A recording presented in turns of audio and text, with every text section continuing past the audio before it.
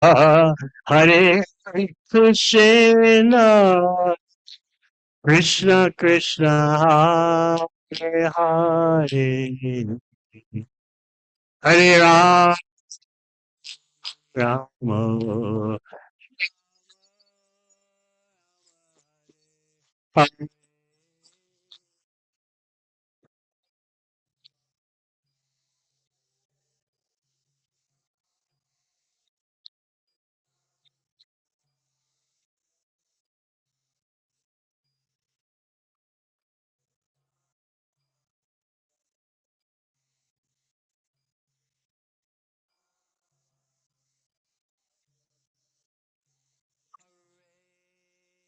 Krishna, Hare Krishna, Krishna Krishna, Hare Hare, Hare Rama, Hare Rama, Hare Hare.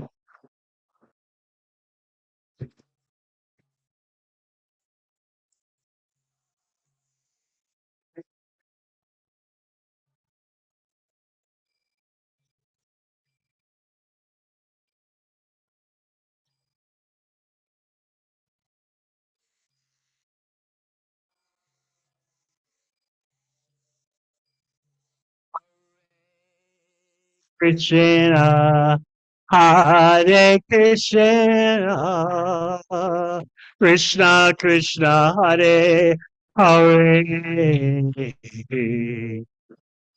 Hare Rama, Hare Rama, Rama Rama, Hare.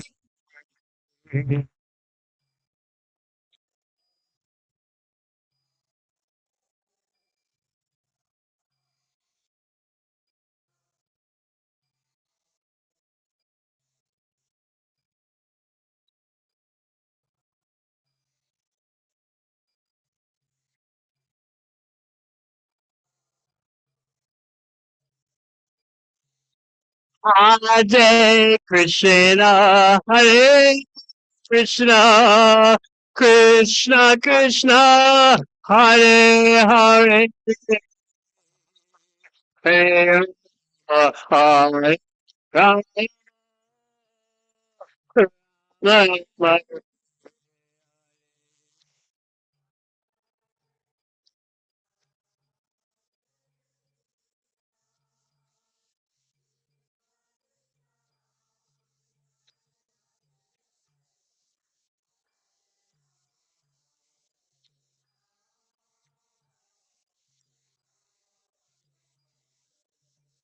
Hare Krishna, Hare Krishna, Krishna Krishna, Hare Hare, Hare Rama, Hare Rama, Rama Rama.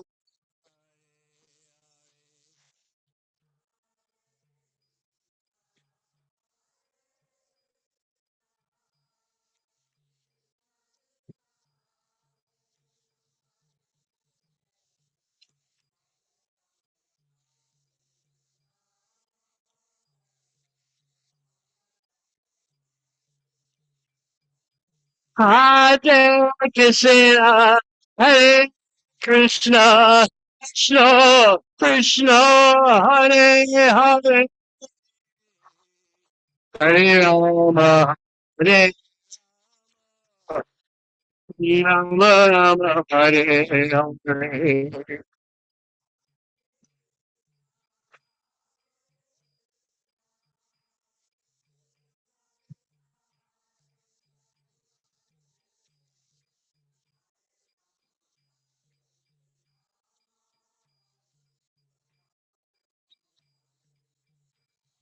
Hare Krishna, Hare Krishna, Krishna Krishna, Hare Hare, Hare Rama, Hare Rama, Rama Rama.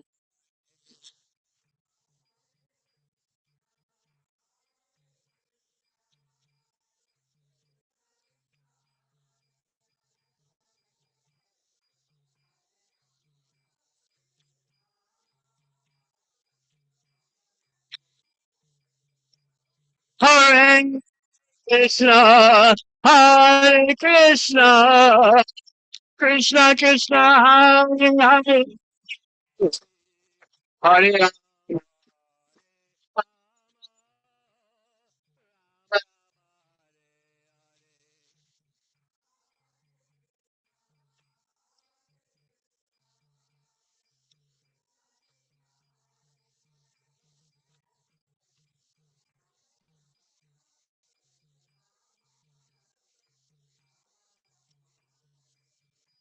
Hare Krishna, Krishna Krishna, Hare Hare,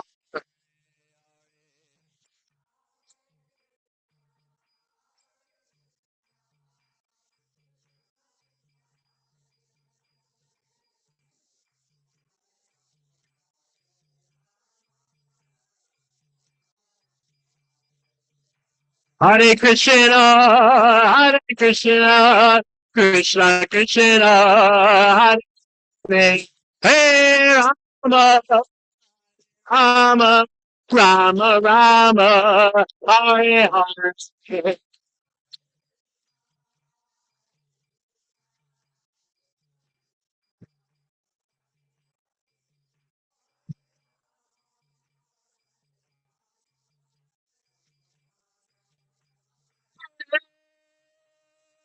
Krishna, Hare Krishna, Krishna Krishna, Hare Hare, Hare Rama, Hare Rama, Rama Rama, Hare Hare,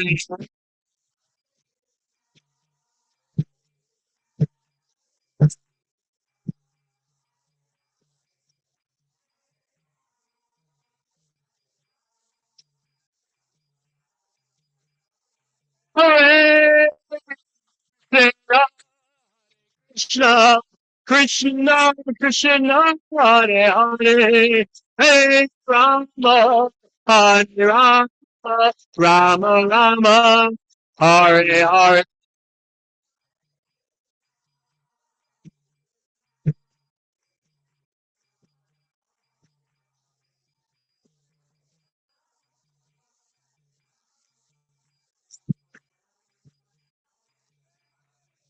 Hare Radha, Damodara Radha, Damodara Radha,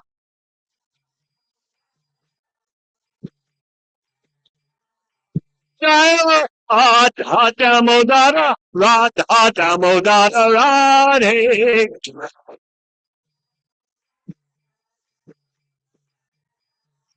Jaya Radha, Damodara Radha, Damodara Radha.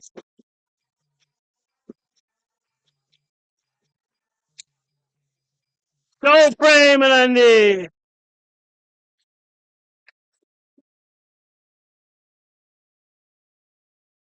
All right. So where did we leave off yesterday?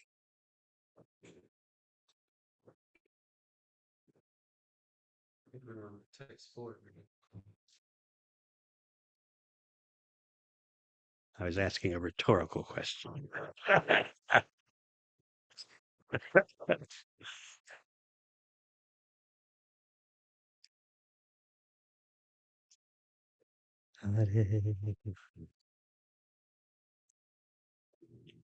So where we left off was the beginning of Shukadev Goswami's response to Pritchett Maharaj. Pritchett Maharaj expressed his doubt. Oh, great sage, I've got this doubt. And as you know, it's not that Pritchett Maharaj was doubtful, but he's expressing issues that he feels, he perceives others will have. So he's benefiting us by bringing forth such issues before Shukadev Goswami for clarification. So the burning issue, as you recall, is whether the Supreme Personality Godhead is partial or impartial. Pritchett Maharaj presents the paradox. On the one hand, we know that He's equal to everyone. On the other hand, look at what he does to the asuras, to the demons. It seems like he's being friends with the devatas, the demigods, and, and acting inimically towards the asuras, the demons. So pray tell, Sukadeva Goswami, how can someone be both equipoised in dealings and at the same time not affectionate to the asuras and friendly to the demons? Something's got to give here. The facts about Krishna's existence don't seem to correspond with what he's doing. So we discussed about Krishna's body and what is the meaning of everything being absolute. Absolute means there's no difference in the purity and the pure spiritual nature of anything Krishna does, whether it's dancing, embracing, or killing. There's no difference between Krishna's body and his self, his name and his self. Because there's no difference between Krishna's name and his self, that's why we can have kirtan. And according to our spiritual realization, the kirtan will transport us. And we also have read some songs by Bhaktivinoda Thakur describing ultimate attainment by kirtan. So in yesterday's verse, it seemed, remember, it seemed that Shukadeva Goswami was beating around the bush, not answering the question directly.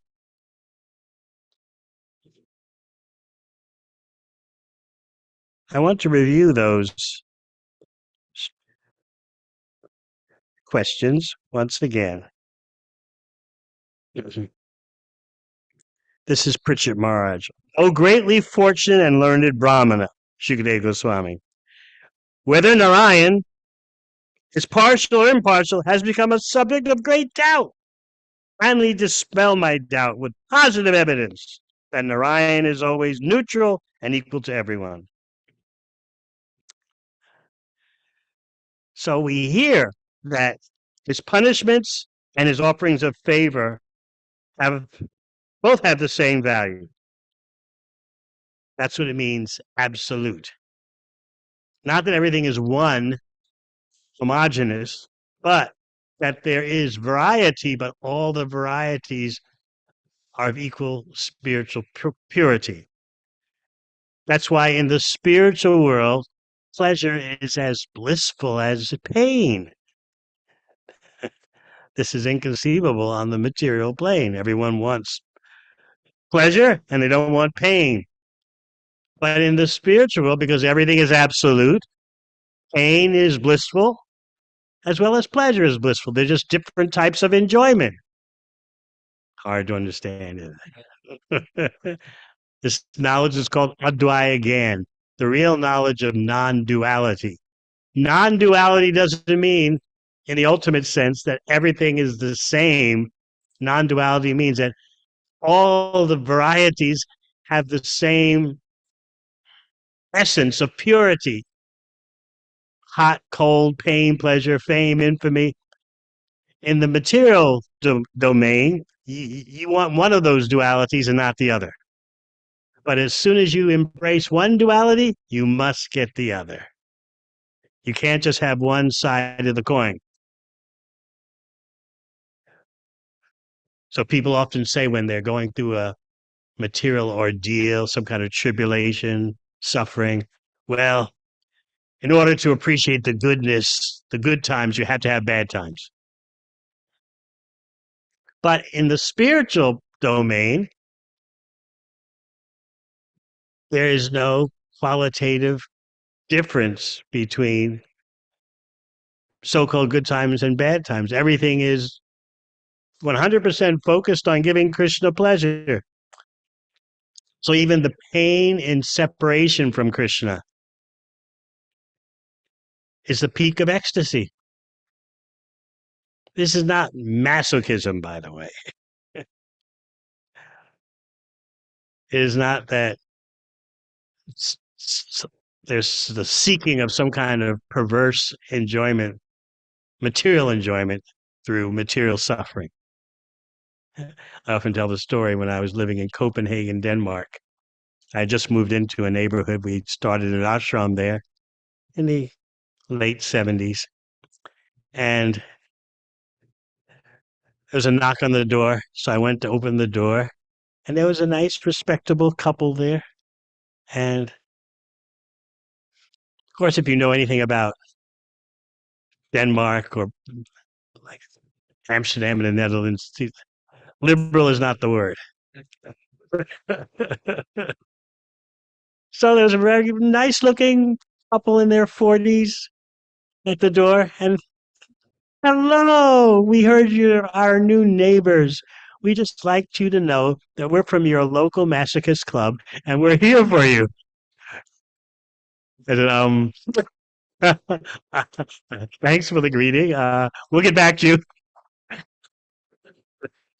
So you might think that mm, spiritual suffering is some kind of masochism.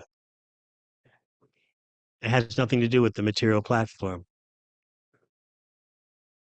But that takes so much spiritual maturity to understand. So anyway, we're discussing Advaya again, and knowledge of real non-duality. And as we said, real non-duality doesn't mean everything is the same, like everything is undifferentiated, homogeneous one. Suddenly one day you see everything all the same. No, true vision means, or more mature vision means, you see all the varieties, but they are of the same source. And on the spiritual platform, they're of the same quality.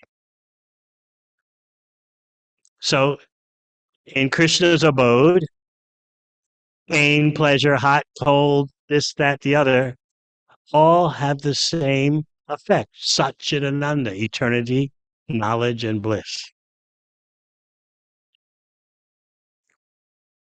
Understanding that is very important for understanding Krishna's form.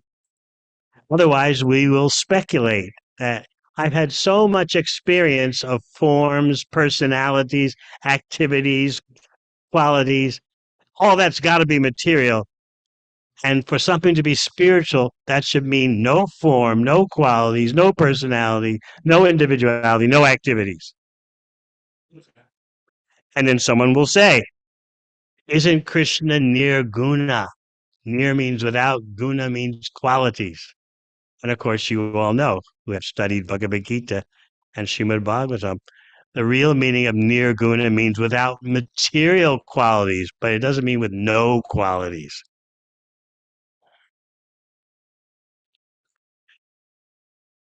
So the issue is whether Krishna's actions toward the demons are displays of enmity, and his actions toward the devotees are those of showing favor. And of course, we discussed one resolution of this paradox, that Krishna makes an open offer to everyone to relate favorably to him. But not everyone does that. And so they get the just rewards of their choice, due rewards of their choice. So whether Krishna is partial or neutral, this is the burning question.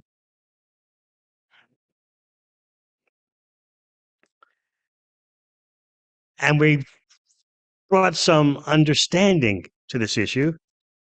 We know that envy and friendship arise in someone who's imperfect. We fear our enemies because in the material world, we're always in need of help. Enemies obstruct what we want to do. They interfere with what we want to do. And friendship is also a feature of the material world. Material friendship, in that friends help me get what I want. They agree with me most of the time. They like what I like, and they don't like what I don't like.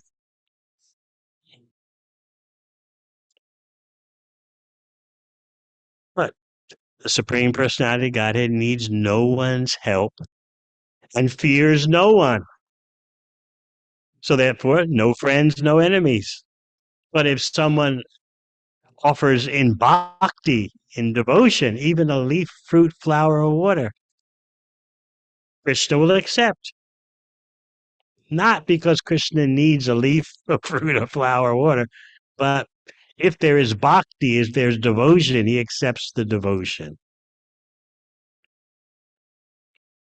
So we'll move ahead now and remember how Shukadeva Goswami glorifies the question. Sadhu Prishtam Maharaja Haresh Charitam Adbhutam. He's showing gratitude for the very question. And he points out that hearing such topics, such wonderful topics, always counteracts the miseries of the materialistic way of life. So you all know the threefold miseries. Who can recite the threefold miseries?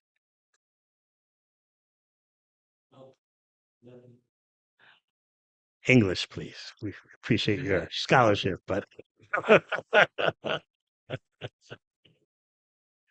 miseries of the body and mind, yes, from other living beings, including societies and governments,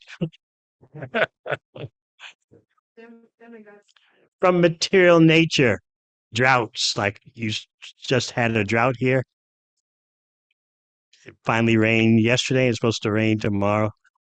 So, and of course, you can say the material nature, the miseries of material nature are miseries caused by the devatas, the demigods, because Bhagavatam, all the Vedas, in fact, will teach you that behind every action is consciousness. Consciousness is primary, not secondary or tertiary.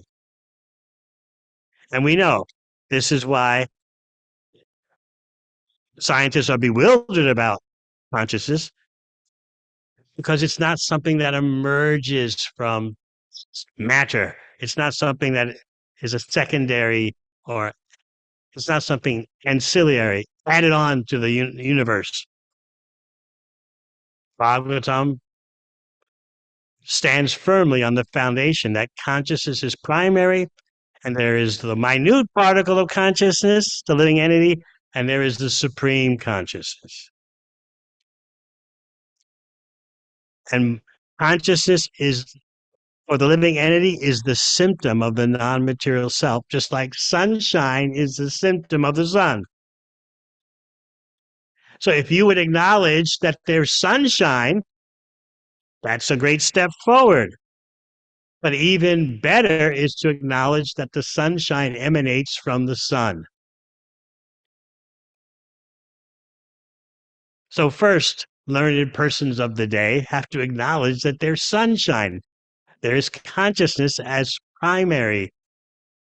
It's not a derivative out of brain matter. It's not some phenomenon that emanates from neurochemical activity in the brain. So once you can understand consciousness as the indicator of the non-material self, then you can start to understand the minute non-material self and the supreme self. Sunshine should lead you to understand the sun. So Shukadeva Goswami is saying that hearing about the Supreme Personality of Godhead always counteracts the miseries of the materialistic way of life.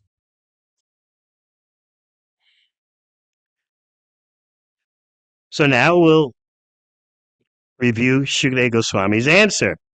which seems, as we said, to be roundabout.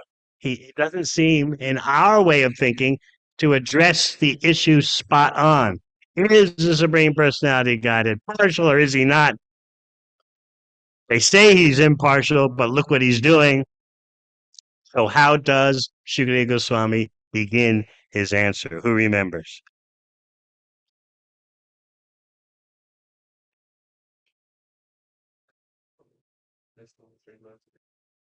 He talks about how the Supreme Personality Godhead has no material body. No material body means not subject to attachment and hatred, which are qualities of a material body. The material body is affected by material nature, and material nature has those three modes described in Bhagavad Gita. So according to how your body is saturated by those modes, those three modes, one of which will be prominent, you feel varying degrees of friendship and hatred. So we'll read the translation. The Supreme Personality of Godhead, Vishnu, is always transcendental to material qualities, and therefore he's called Nirguna, or without qualities. Because he's unborn, he does not have a material body to be subjected to attachment and hatred. Although the Lord is always above material existence, through his spiritual potency, he appeared and acted like an ordinary human being, accepting duties and obligations, apparently like a conditioned soul. So Shukadeva Goswami is establishing two things here. Number one, he doesn't have a material body, the Supreme Personality Godhead. He's unborn, and he's above material existence, even though it can seem sometimes that he's acting like an ordinary human being. Of course, we know that while sometimes acting like an ordinary human being, Krishna does things and his avatars do things that no ordinary living being can do. But if you're seeing with material vision, and we'll hear more about this seeing with material vision, you just look at the apparent ordinary activities and forget all about the inconceivable activities. This is hard to understand, maybe, the filtering process that happens consciously and unconsciously. You don't see it, you don't take into account the inconceivable things that Krishna does, or you dismiss it as mythology. So this is why in Bhagavad Gita, Krishna gives you his direct testimony. He protests. Abhijananti mam buddha. Fools think I'm an ordinary person and I do things in an ordinary way. They don't know my supreme domination of material nature.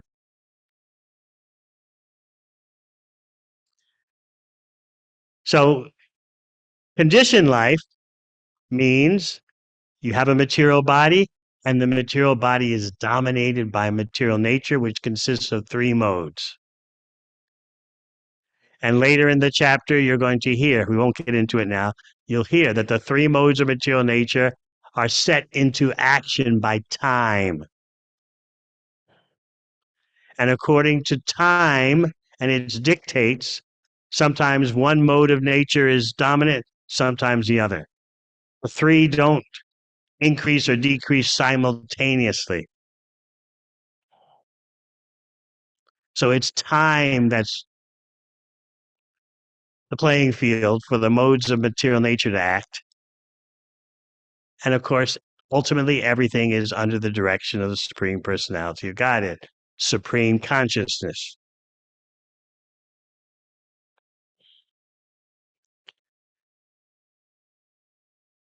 So Shukadeva Goswami wants to establish, first of all, that the Supreme Personality of Godhead has no material body, and that he's not acting under the influence of material nature, and that is not being roundabout. It's pushing aside any suggestions that the Supreme Personality of Godhead acts partially because partiality is a is an expression of a material body and expression of someone under the dominance of material nature. So he's being spot on. He's not beating around the bush. So we can read something from the purport. Krishna appears on this earth or within this universe without any change in his spiritual body or spiritual qualities. Indeed, he is never influenced by the material qualities.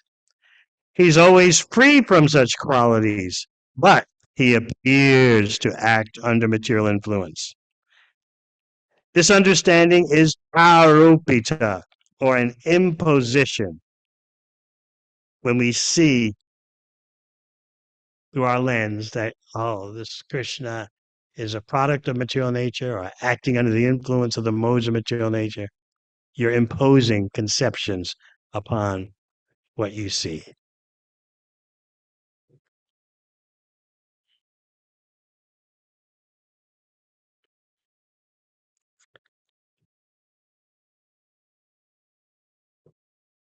So now we hear the process by which you become a fool. The fact is that Krishna is never partial to anyone. He's always equal to everyone because of imperfect vision influenced by material qualities.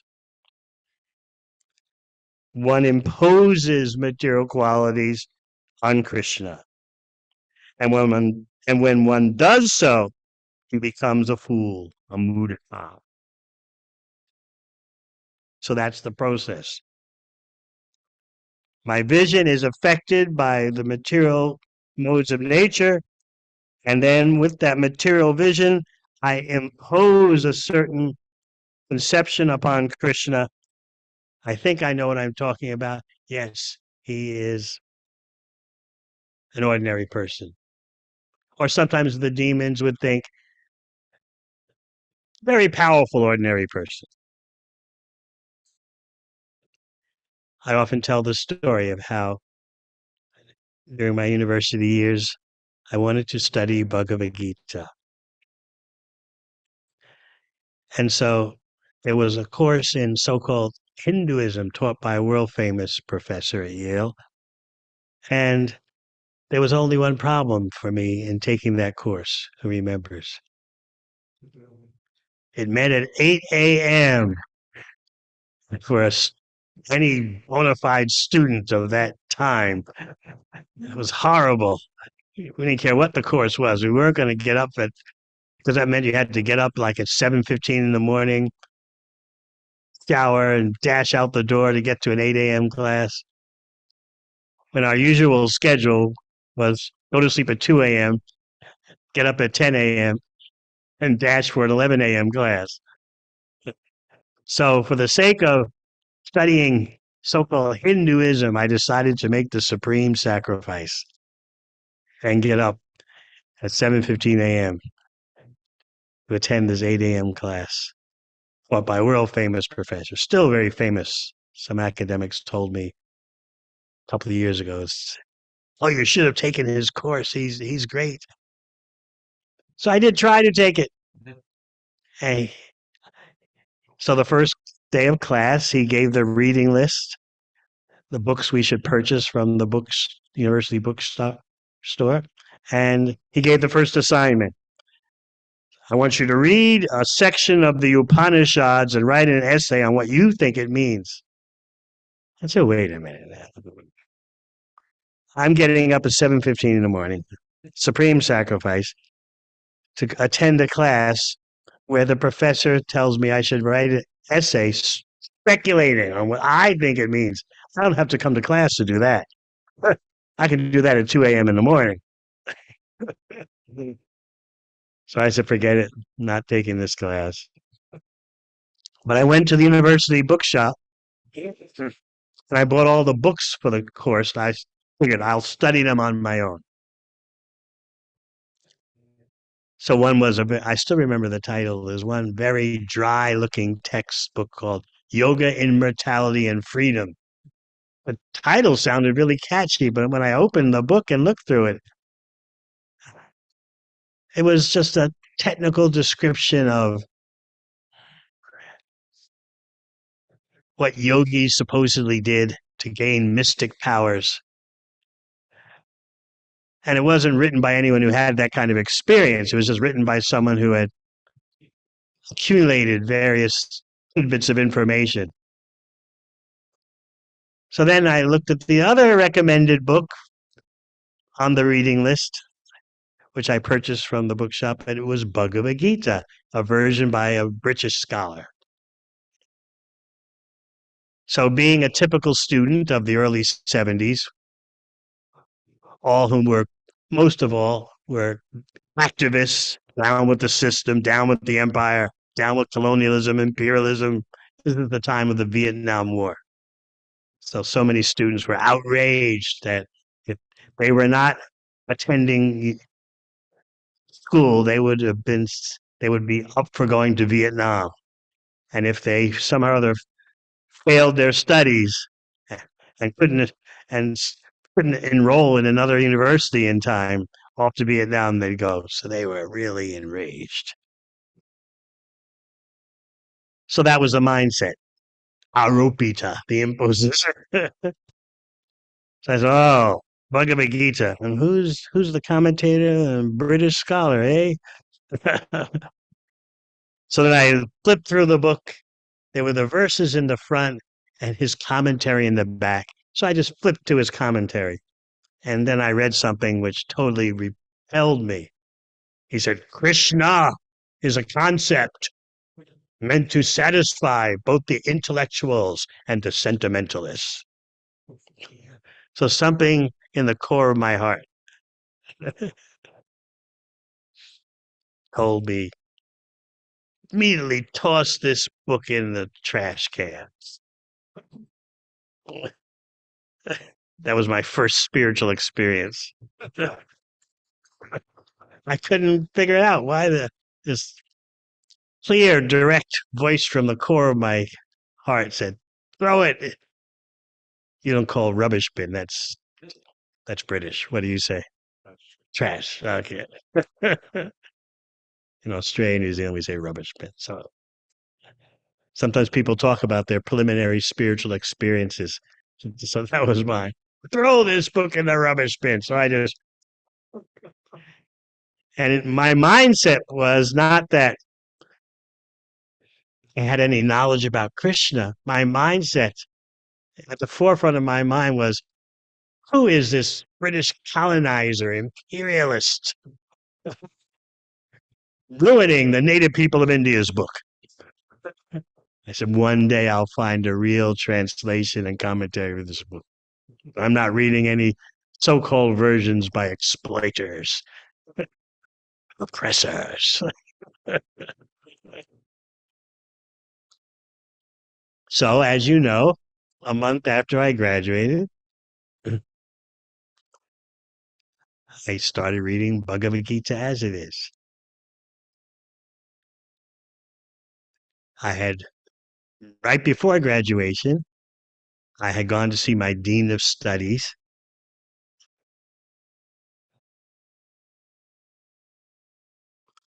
There I was, suitably attired for that day and age, multicolored vest and matching pants, with a shirt with fringe coming from the sleeves.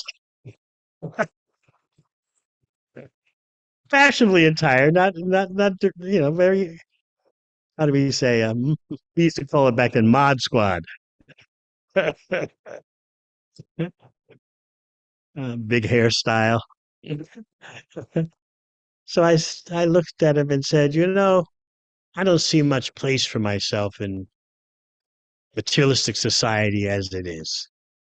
He just looked me dead in the eye without blinking and said, you are a Yale man. You will influence the world. In other words, we've done our job on you. Oh, you may have these countercultural, anti-material tendencies, but we know it's just superficial. Sooner or later, the chickens are going to come home to roost. The cows are going to come home to moo. So anyway, next month I came across Bhagavad Gita as it is.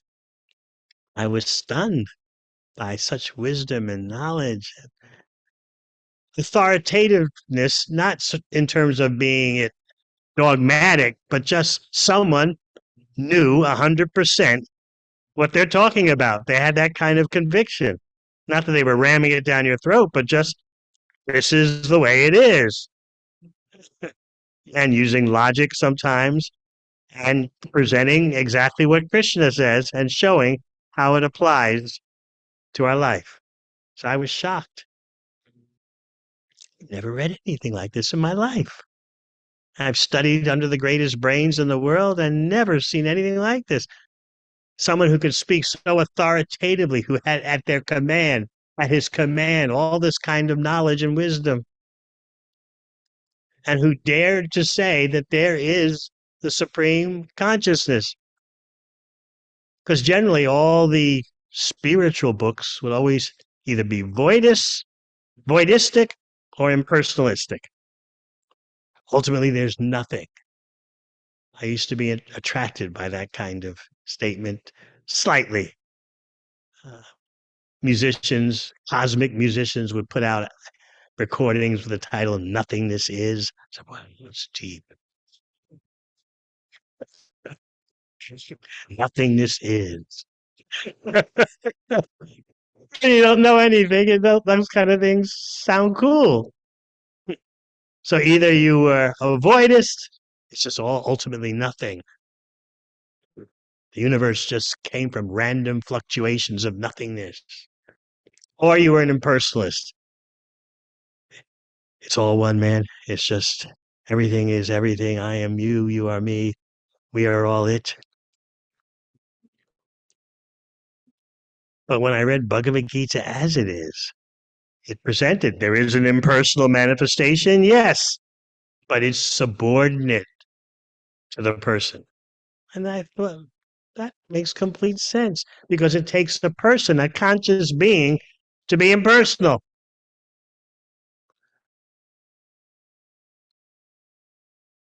In any kind of relationship in this world, if one person is displeased with the other, for a while you pretend the other person doesn't exist.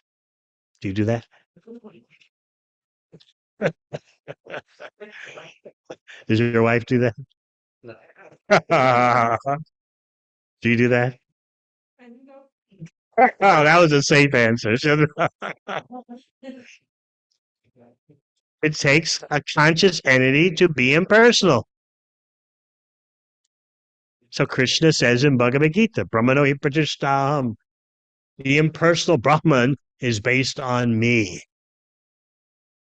So if you're an impersonalist, you say, well, it's not exactly me that Krishna means. Me is like just a metaphorical device.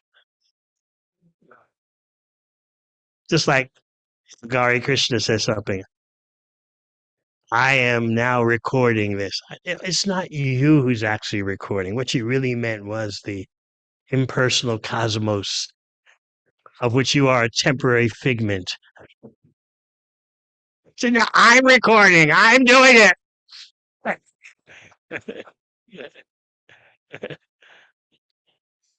Or Juan approaching Amelia.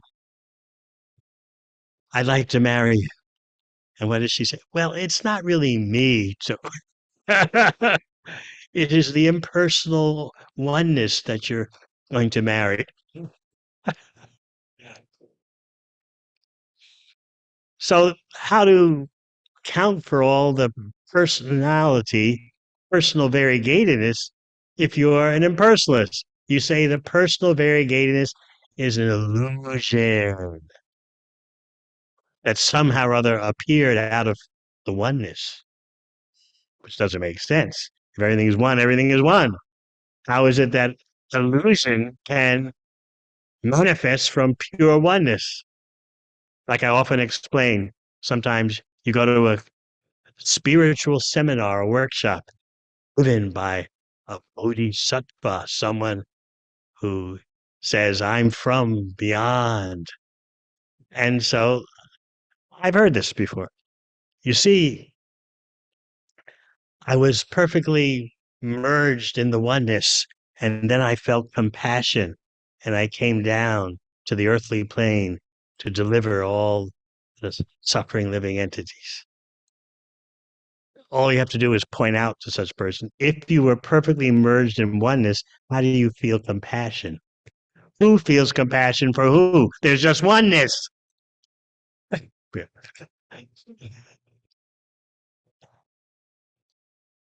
But because people don't understand transcendental science, they say, oh, sounds very impressive. You were perfectly merged in oneness.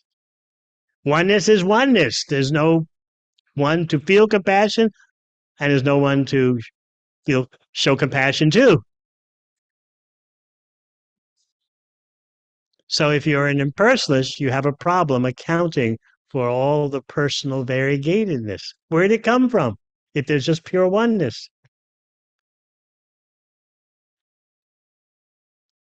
Worse is to be a voidist. It's just ultimately nothingness.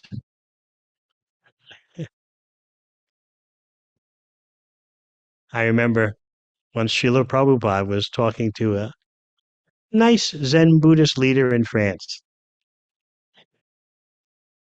and they were discussing, and so like a child just asking innocent questions, Srila Prabhupada asked him, so what is the goal of your movement? You're a Zen Buddhist leader. What's the goal? And the Zen Buddhist monk replied very straightforwardly, our goal is to become nothing. So Prabhupada responded like a child, completely astonished. People are joining your movement? Like, so this is possible? Like a child trying to understand innocently trying to understand some strange phenomenon. People want to become nothing? So, hearing from Shukadeva Goswami in his discussion with Parikshit Maharaj cleanses our voidism and impersonalism. So, we're going to read a little bit more.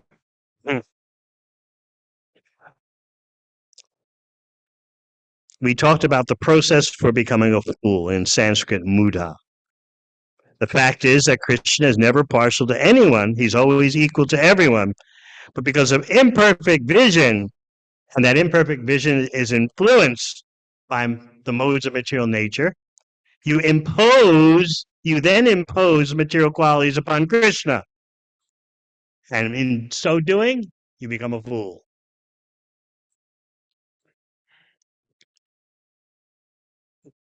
Whereas simply by understanding the activities of Krishna, one can become transcendental. In fact, you can become as transcendental as Krishna. You can't become Krishna, but you can become qualitatively equal to Krishna. Just like the spark of fire can have the same quality as the fire, but you can't become the blaze. You're just a tiny spark. Simply by understanding the activities of Krishna, one can become transcendental, and as soon as one is transcendental, he is fit to be transferred to the transcendental world.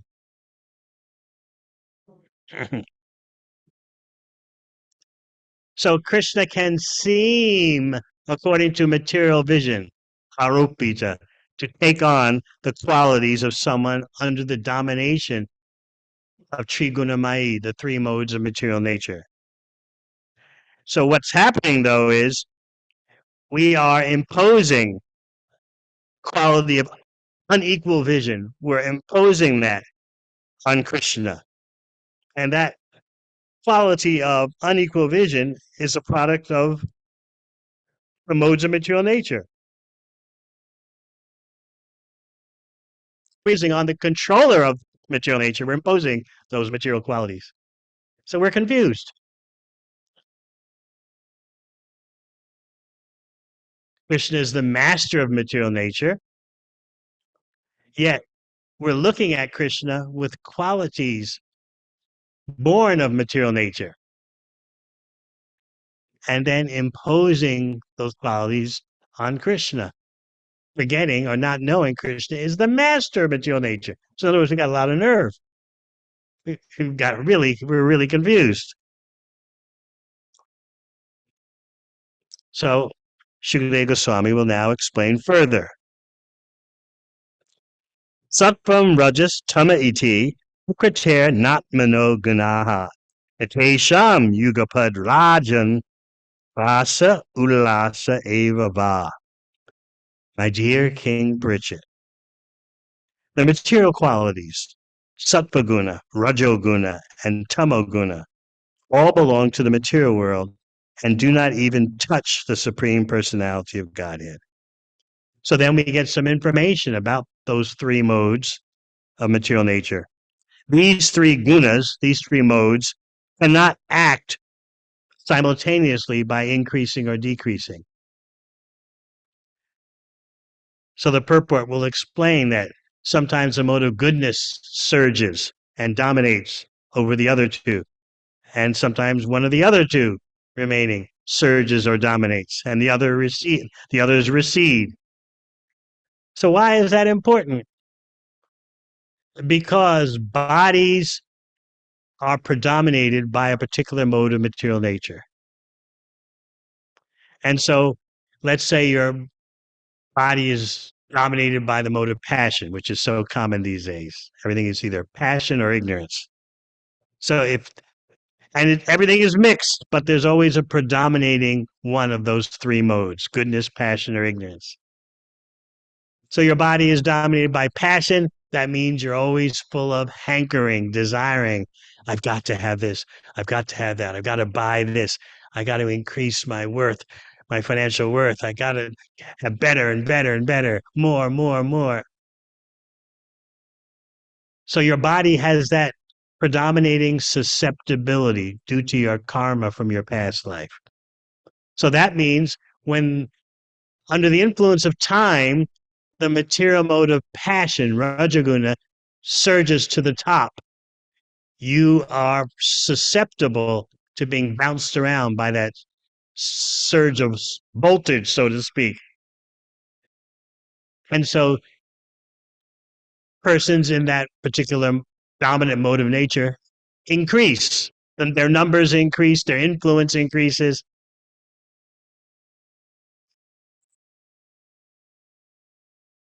And then, under the influence of time, another mode of nature becomes dominant.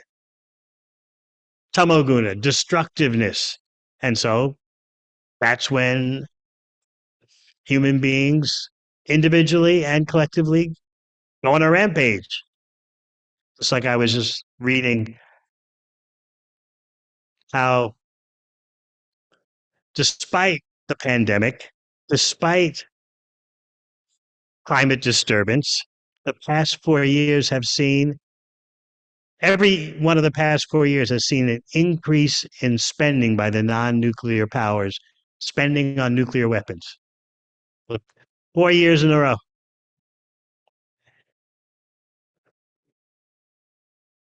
And the USA, land of the free, home of the brave, spends more on nuclear weapons than all the other 8 nuclear powers combined. So this is Tamoguna. There's already enough death and destruction in the world. Do we need more? And under the influence of a surge in Tamoguna, the mode of ignorance, as controlled by time, and of course, time is the instrument of the Supreme Personality of Godhead. So by a surge in Tamoguna, the mode of ignorance, you see all kinds of destructiveness unleashed. And you wonder, what happened? What were we thinking? Afterwards, you start thinking like that. How could we have done such a thing? Like after World War II. The United Nations was put together, Declaration of Human Rights, no more atrocities, no more concentration camps. That's right after the destructiveness.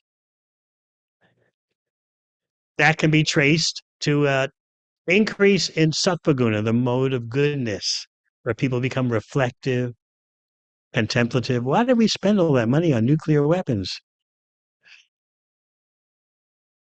We could have fed everyone, increased health care, but no, we spent it all on nuclear weapons. Last year, it's calculated, if you do it by moment to moment analysis, every moment in 2022, $150,000 was spent on nuclear weapons every moment, every second, or every 60 seconds. So when you think about those kind of numbers, then you wonder, what are human beings up to? And this is Rajoguna, mode of passion, economic development at all costs, and then the modes change. Tamoguna, destructiveness comes to the fore, and all havoc is set loose. And then after a period of that, the mode of goodness comes to the fore, Sattvaguna. Why do we do that? What were we thinking? Historians should really study this, even though the only thing we learn by studying history is that no one learns by studying history. They make the same mistake again and again. But anyway, we should come to a higher level of understanding. Human beings should vow never to do this again, and they do it again. This is the tragedy. Unless you have a program for cleansing toxic consciousness, you'll see no improvement in the world, because it's toxic consciousness that's causing all the havoc.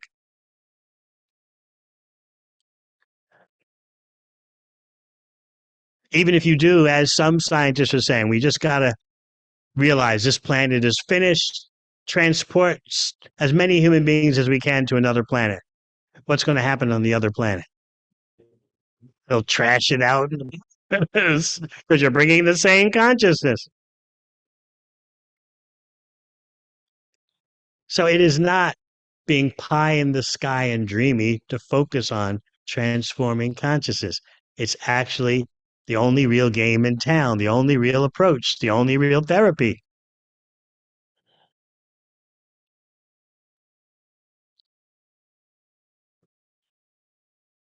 So Shukadeva Goswami is explaining these three qualities all belong to the material world, but they don't touch the Supreme Personality of Godhead. Therefore, Krishna is called the Supreme Controller, the Supreme Ishwar, Ishwar Parama Krishna. He controls the material qualities. How then can he be under the influence of those qualities when he controls them? So Shukadeva Goswami is establishing that Krishna is never influenced by the material qualities of material nature. Therefore, what? Who knows? There's no question of partiality, material partiality, no question. But Krishna does have his own way of being partial, but it's got nothing to do with material existence. So the technical detail is that the Sarup, the pure spiritual existence form of Krishna, is at all times equal. The gunas, those three ropes, guna means rope as well as quality, that bind conditioned entities, those ropes, those qualities belong to material nature, which do not influence Krishna, because Krishna is the controller of material nature. Controller in such a way that he's untouched by what he controls.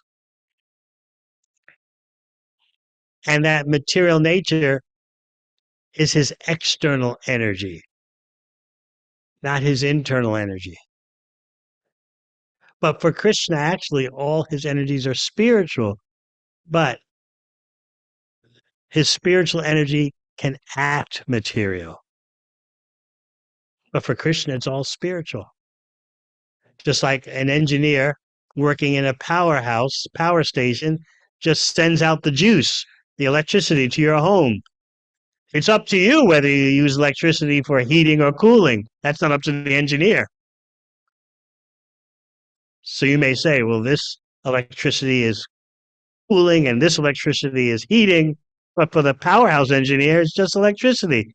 So for Krishna, all his energies are spiritual, but he can have those energies act in a way that you call material due to your perception.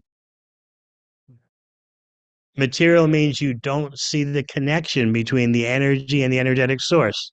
That's what it means to have material vision.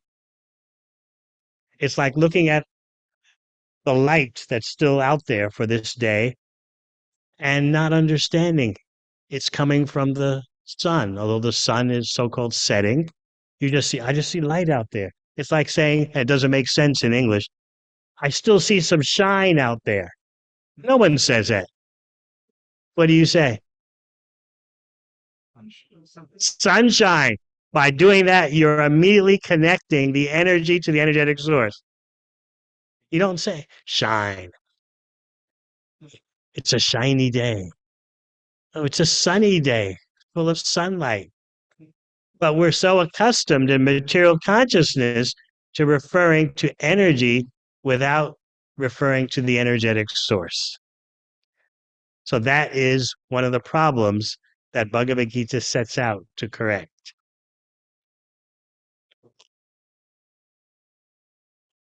Any questions or comments at this point?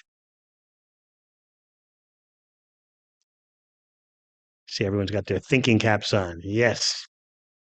Well, this question seems very similar to another question from 10th Canto. From which canto?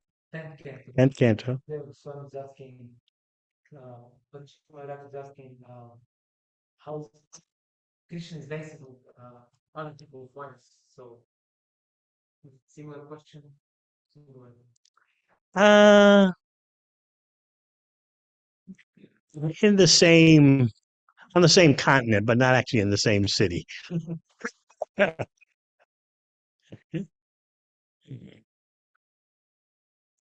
That's a topic for at least a week's discussion.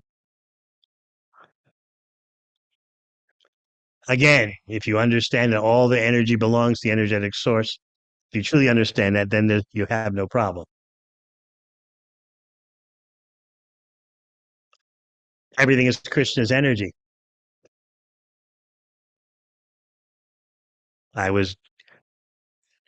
might have told you before, I was doing one program in Sydney, Australia, at the home of one devotionally inclined Indian family. And they didn't tell me that one of the relatives they invited for this home program was hostile. And so there I am speaking about Krishna, and all of a sudden, this elderly man interrupts me. You don't know who Krishna is. I know. You don't understand Krishna. We know. He's a cheater. He did this. He did that. He danced with others' wives. You don't know. We know this Krishna. And so this is in the middle of a program in front of everybody. So I had some choices. Either I get up and leave, which I couldn't do, or I had to defeat him in public. So I said, do you know anything about Bhagavad Gita? Yeah, oh yes, we all know Bhagavad Gita. So I explained from Bhagavad Gita. So I said, you know about it, but do you know what it says? And I explained how Krishna has no material body and he has no material activities and everything is his energy. And I said, you're talking about Krishna dancing with others' wives, but everything belongs to Krishna. Is your wife here? Yes, yes. I said, you are dancing with someone else's wife. You shut up. Everything belongs to Krishna, but you're claiming her as yours. for your exploitation, for your personal exploitation. I had to shut him up, so I had to. Your sense object. So anyway, your question requires another week of discussion. Anything else? Yes. Okay. Yes. Why is it so important to know about these three modes to the extent that Srila Prabhupada says in the 14th chapter that he says that this is more important than anything. Thus far. Still chapter 15, 16, 17, 18 are to come. But thus far, this is surpassing. Because once you understand how the modes, the three modes, controlling all activities, qualities, even conceptions, even your theories, your concepts, your beliefs are all products of the three modes of material nature. It's not just your body, but even your thoughts, your emotions. So when you understand how bound you are, then you can begin process for becoming free. Otherwise, you don't know what's hitting you. You don't know what's running your life.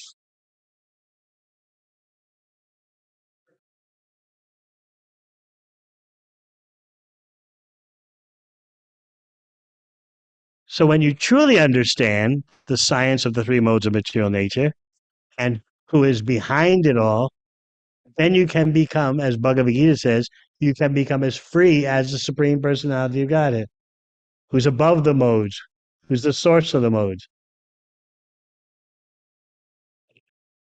Yes. With regards to Aropita and just that statement you made about just being completely bound, how is it that the living entity who is completely bound, like actually imposing this conception when the conception is a product of the three modes? In other words, how is the living entity who's imposing this material conception of Krishna Yes. responsible for that when in fact it's the modes? We're coming to that. Because, and that'll be tomorrow. You're responsible for your own material ignorance and coverings. By your activities, you cocoon yourself in varying degrees of illusion. And that affects your receptivity to Krishna. Krishna is open to everyone, but you don't see that because you've cocooned yourself in a whole network of illusion. So it's actually the fault of yours. It's like the sun is shining, but you're wearing all kinds of sunglasses and sun hats, anything so that the sun doesn't touch you, even though the sun is out there shining. But you have, by your own choice, you have affected your susceptibility to the sunshine. So the Krishna sun is always shining, but living entities have varying degrees of coverings, just like a lampshade. The lamp bulb is putting out a standard amount of light. But if you change the lampshades, varying degrees of light are allowed to come through according to the thickness or effectiveness of the lampshade. So different bodies are like different lampshades. Consciousness is the same in all living entities, but the different bodies that you can get, whether a human, a dog, a worm, a tree, different bodies allow different manifestations of consciousness. Although the consciousness is the same, the bodies are obstructing the full manifestation of consciousness to varying degrees. So if you're walking around and you see a peacock, the peacock has the same core amount of consciousness as you, but the peacock's body is obstructing the manifestation of consciousness much more than what your human body does. Okay? So that's seeing, that is genuinely seeing with equal vision. You may recall in what chapter? Bhagavad Gita? Vidya Vinaya Sampanya? Five.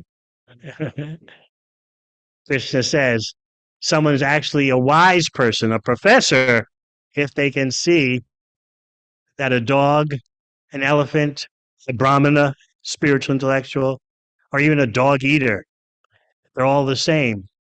They're not all the same in terms of material body or material prosperity or comfort. They're all the same in that they are equal minute particles of spiritual consciousness, but their different bodies allow different expressions or manifestations of consciousness. But take away the bodily differences and you have equality. Add the bodily coverings and you have inequality. It's like try as you might, you're never going to have a child.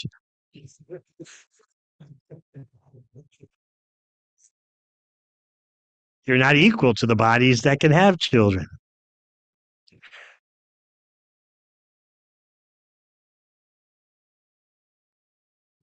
Anything else? Yes? You have to speak louder, please.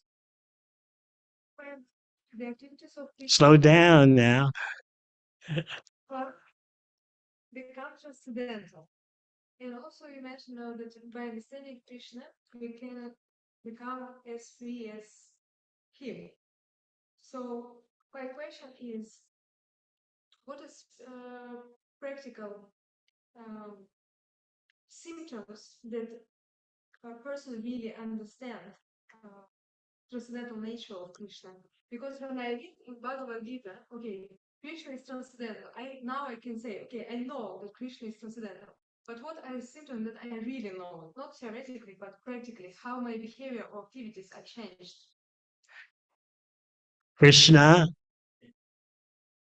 is the same as his name, his form, his qualities, and activities. So when you chant Hare Krishna, if you have that complete understanding and realization that Krishna is the same as his name, then your chanting really takes off.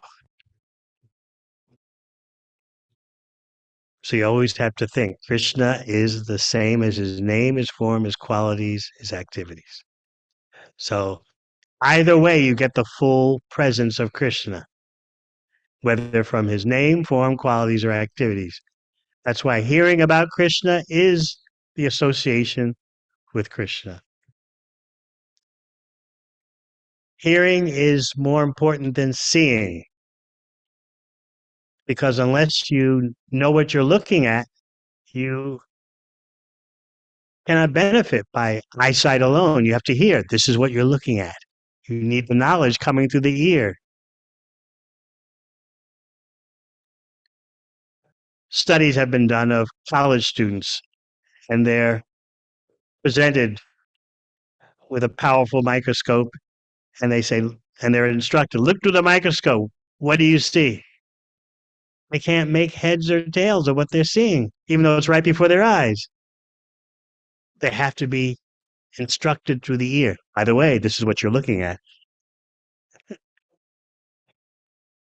So people say seeing is believing, but unless you know what you're looking at and have some understanding, seeing is not enough.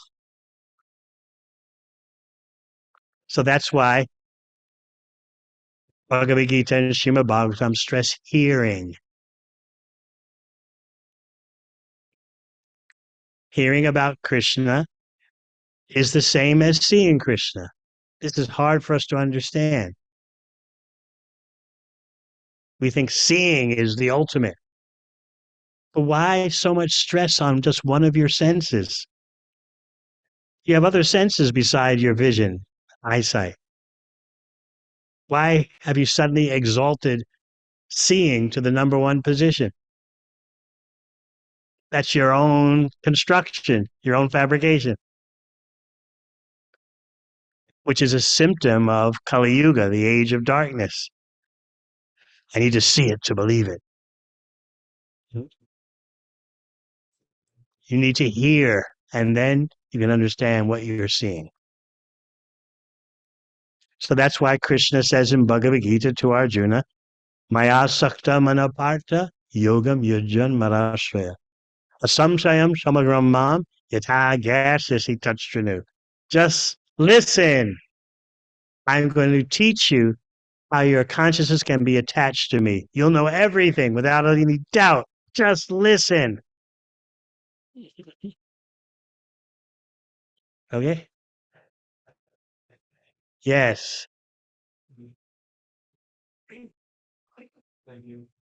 And mentioned massive in the beginning. Well, that was way in the beginning. It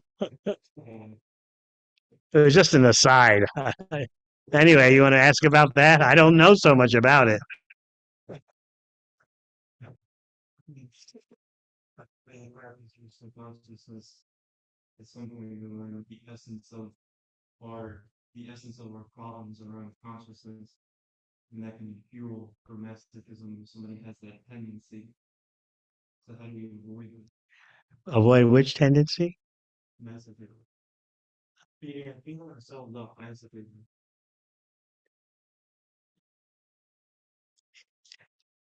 It can be a form of self gratification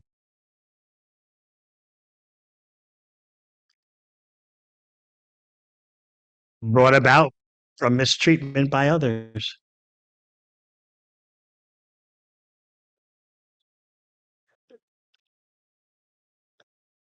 I have some purpose. I can hurt myself.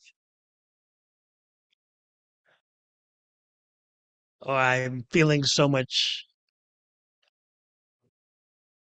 pain. Let me express it in this way. Someone who has studied psychology can explain it much better.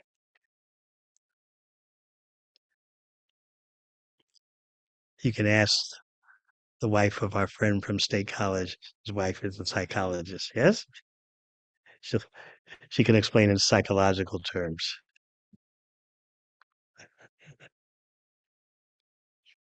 In some way, you're trying to verify your existence. I exist. I hurt myself. Therefore, I exist. I hate myself. And so I'm, I'm going to express it in this way through the body, which you're not.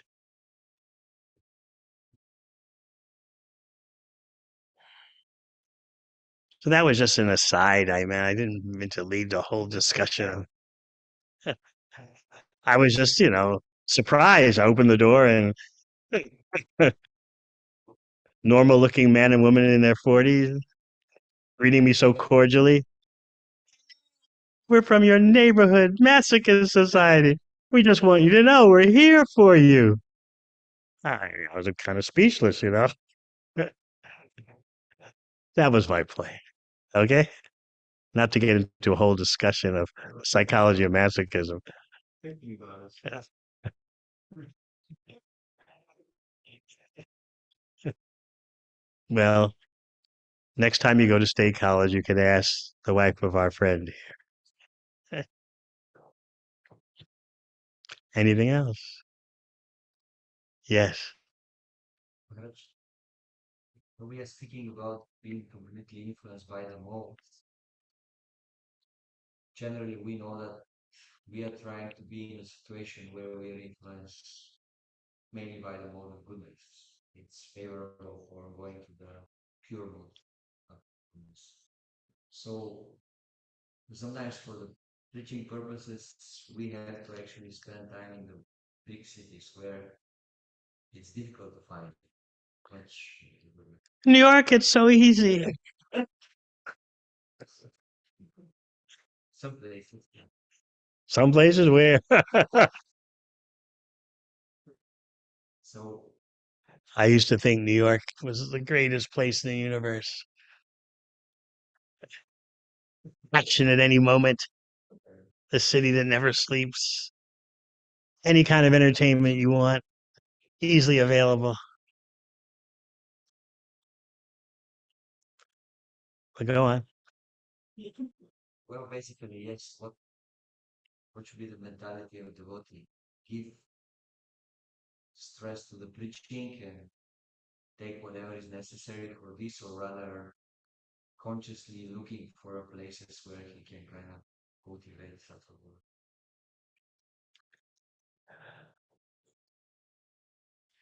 You need both. You need a sacred space for you to recharge your energies. That's why you come here. And we welcome you. As I often explain, this Gita Nagari was the New York farm. Purchased in December 1974. Because Srila Prabhupada said that every city temple should be connected to a farm in the rural areas.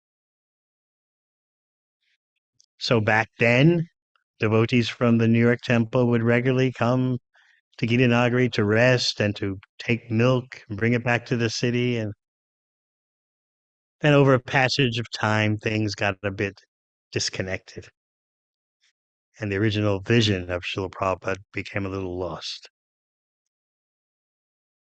So yes, the ideal thing is to have a place where you can go and recharge, and then back into the city, into the pit of the city. But you need to take a break. There's no doubt about that. Because urban life, especially in Manhattan and Brooklyn, can really wear you down. So you can always just come here. The land, the cows, Radha Damodar.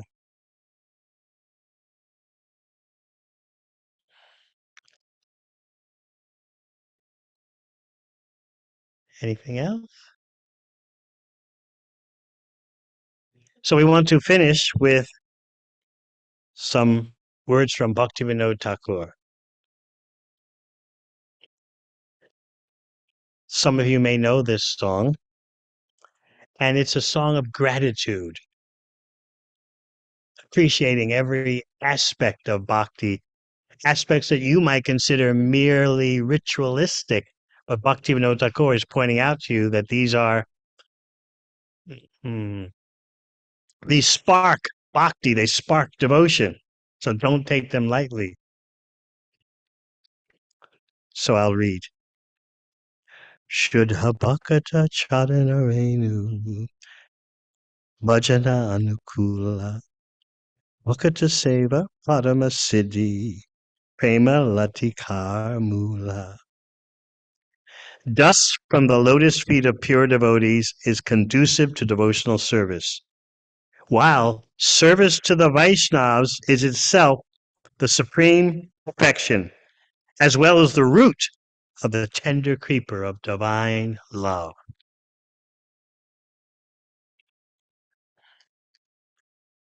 Madhavatiti Bhakti Janani Jatane Palada Kori Krishna Vasati Boli Parama Adare Bori. I observe with great care the holy days commemorating the pastimes of Lord Madhava, for they are the mother of devotion. As my dwelling place, I choose with the greatest of reverence and love the transcendental abode of Sri Krishna. That transcendental abode can be, of course, Vrindavan, Mathura,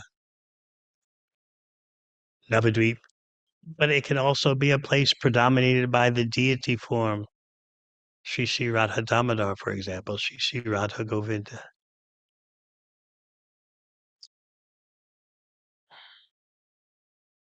Goramar Yesabastane, Todalo Brahmana Range, Se Sabastana Heribo Ami, Pranayi Bhakatu Sange.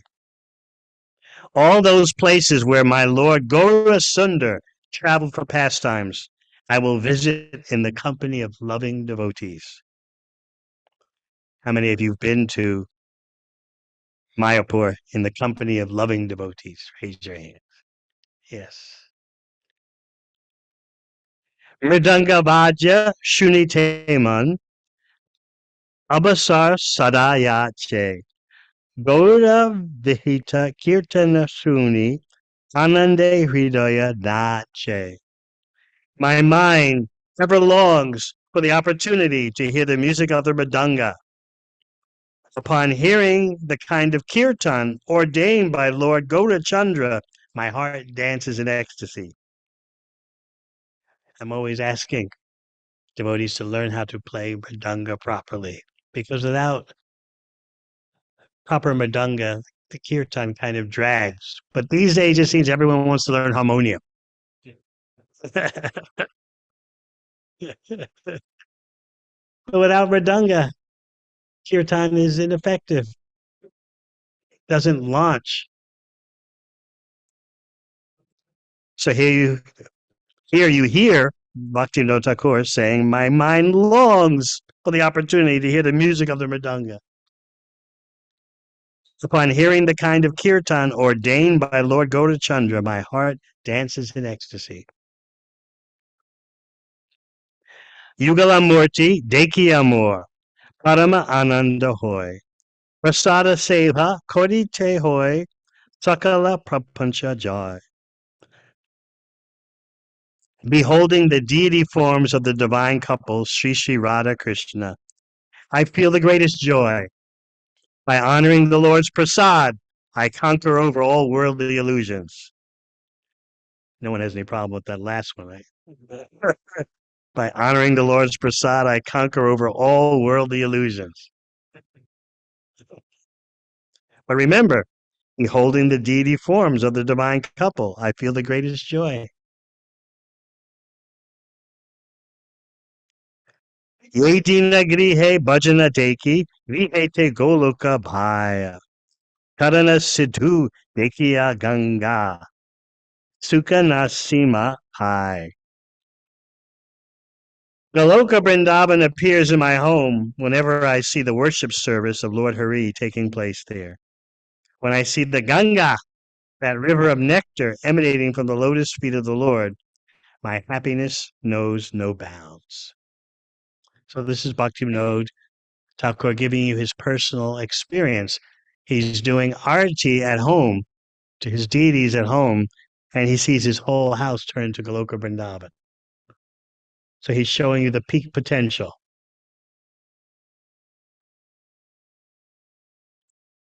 It may not happen to you tomorrow night, but just by hearing Bhaktivinoda Thakur's testimony, you become purified and you develop such aspirations. When will that day be mine? Tulasi Deki Judaya Han Madhava Toshini Yani Gaura Priya Saka Sevane Jivana Sartak Mani. The sight of the holy Tulasi tree soothes my soul, for I know she gives pleasure to Lord Madhava. By tasting the green leafy preparation named Shak, a great favorite of Lord Gauranga's, I consider life worthwhile. So you may see Tulsi Devi every day, but would you think that the sight of Tulsi soothes your soul because she gives pleasure to Lord Madhava? So Bhaktivinoda Thakur is instilling in us a sense of gratitude and appreciation for all these aspects of devotional service. Even tasting green leafy preparation. You're growing in, where's, he's gone. In our garden, there are green leafy preparations. They're derivatives of shak.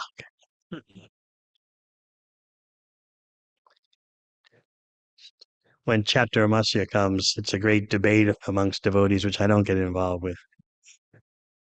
No green leafy vegetables. It's actually no shak. It's regionally specific. But if you want to take it as no green leafy vegetables, no lettuce, no spinach, no this, that, okay, go ahead.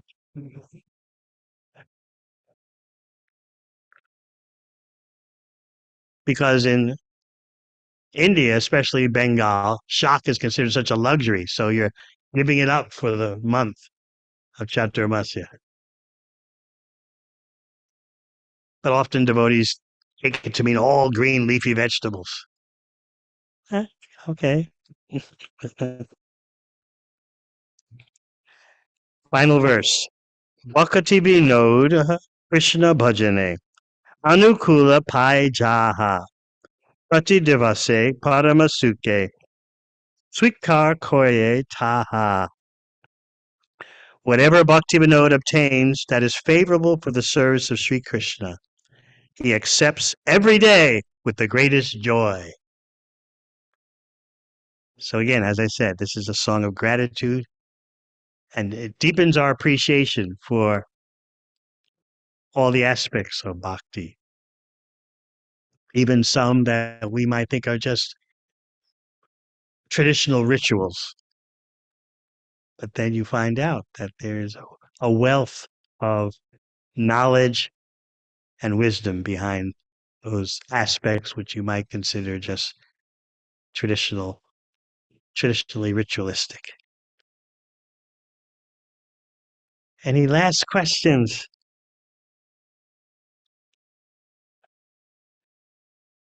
Yes. We read the songs, use the chakras. It seems like there's so much to read and come with close and yeah, actually what's in those songs without reading In his purports, he quotes from songs. No harm in reading a few from time to time.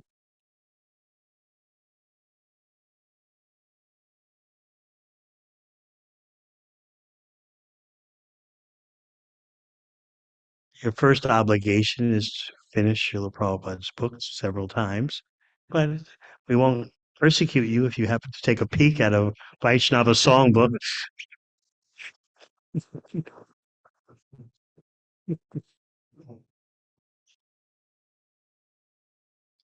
At least you should know the meanings of the songs you sing every day,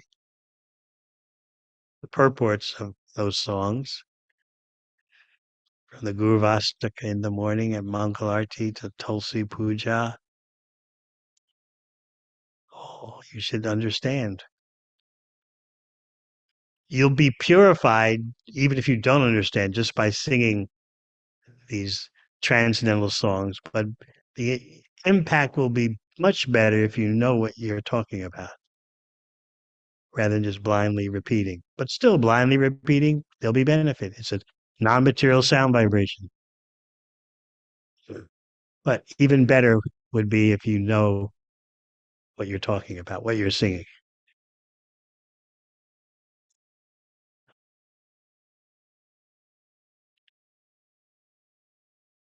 Nothing else.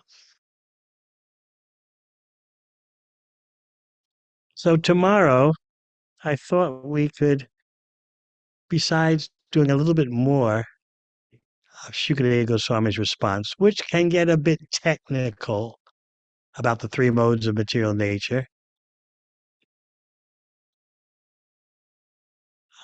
we could go over the whole situation with Putana, because many were asking about her.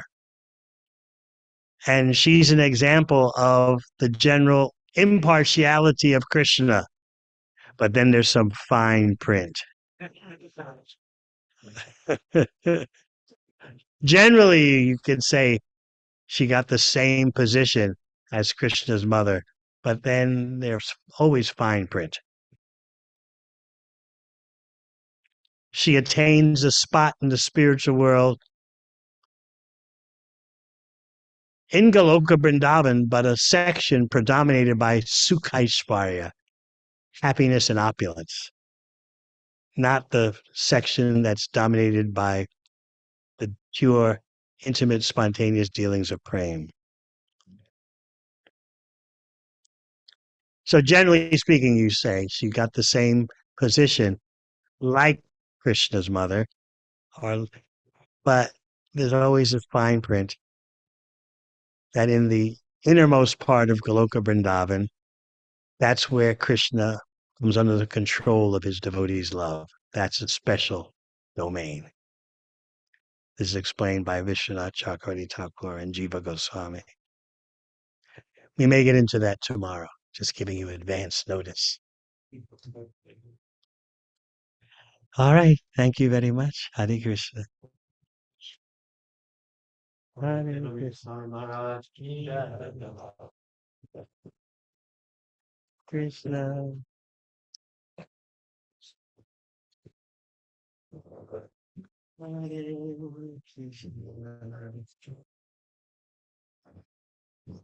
Krishna. How long are you here for? Here for Sunday mornings. Okay. Welcome. Thank you. Welcome back. Thank you. Watch this.